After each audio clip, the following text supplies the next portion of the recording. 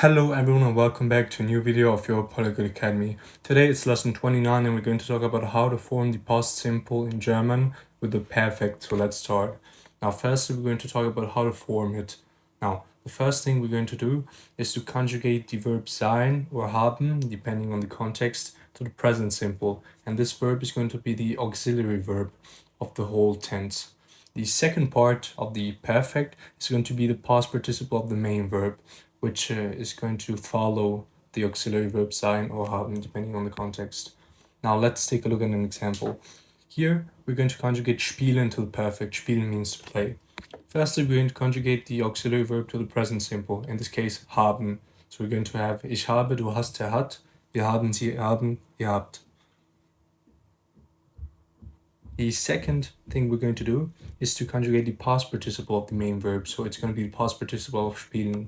And we know that the past participle of spielen is gespielt. So the whole tense is going to be ich habe gespielt, du hast gespielt, er hat gespielt, wir haben gespielt, ihr habt gespielt, and sie haben gespielt, which all mean I played, you played, etc. So this is how to form the past simple in German with the perfect. Now, let's take a look at some other examples which might be more complicated. Letztes Jahr sind wir nach Deutschland gefahren, which means last year we went to Germany. And the first thing to notice is that we're changing the position of wir sind, so the position of the subject and the auxiliary verb, because we have letztes Jahr right at the beginning of the sentence, and because of that we're going to change the position of wir and sind. And if we look at the verb fahren, in this case the perfect of fahren is going to be wir sind gefahren, so it's going to need the auxiliary verb sein. Now, another thing which is very important to notice is that right between the past participle and the auxiliary verb, we can see that there is another, in this case we have a place indication, there's another complement, and it is nach Deutschland. And it is something we don't have in English. Now in German, it's very important to remember that if we're going to have a direct object or an indirect object or some type of complement which is kind of going to make the sentence more complex, then we're going to place them right between the auxiliary verb and the past participle. So nach Deutschland is going to be right between sind wir and gefahren. Now let's take a look at another example. In this case, we have the sentence du hast gestern ein Tor gemacht, which means you scored a goal yesterday. And in this case, du hast gemacht means you scored. And we can see that we're putting all the direct and indirect objects that come after the verb you scored, we're putting them right in the middle of the sentence, so right between hast and gemacht. So in this case, we have du hast gestern ein Tor gemacht, which means you scored a goal yesterday, where we can see that ein Tor, a goal, and gestern, yesterday, are between hast and gemacht. So it is very important to notice. And in order to form the interrogative question with the past simple, then we're simply going to invert the position of the subject and of the auxiliary verb. So instead of saying du hast gestern ein Tor gemacht, we're going to ask hast du gestern ein Tor gemacht? So it's simply a question of inverting the position of the two, of the subject and of the auxiliary verb. Now, a question which is very important to know is when do we use sein and when do we use haben? Now, we use haben, for example, for transitive verbs, so for verbs which are followed by an accusative.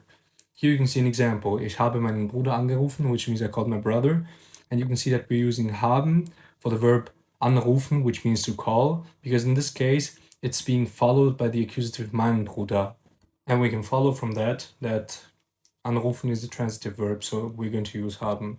Second possibility is for reflexive verbs. So for example, here you can see the sentence ich habe mich in sie verliebt, which means I fell in love with her, where the verb sich verlieben, which means to fall in love with someone, is a reflexive verb, and because of that we're going to use the auxiliary haben.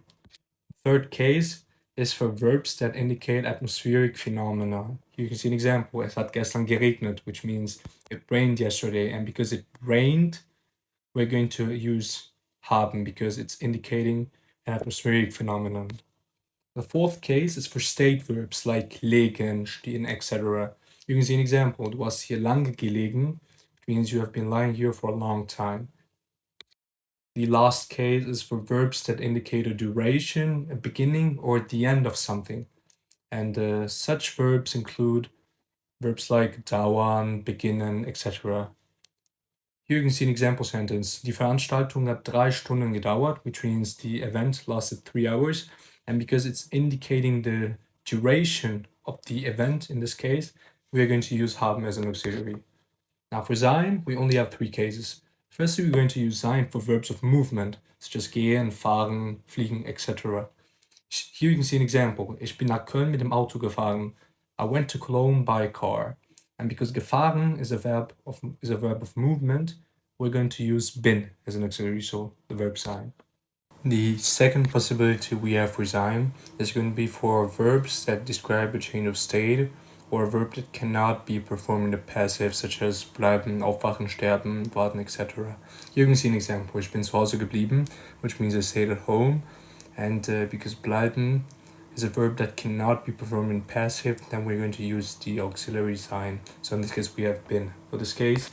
And the last possibility we have is for the verbs passieren and geschehen, which means to happen. And here you can see an example. Gestern ist etwas Krasses passiert.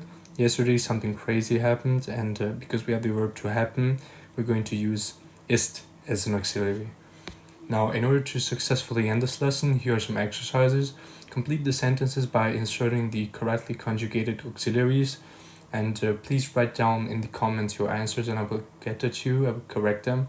And if you have any questions, don't hesitate to comment. And as always, thanks for listening and have a nice day.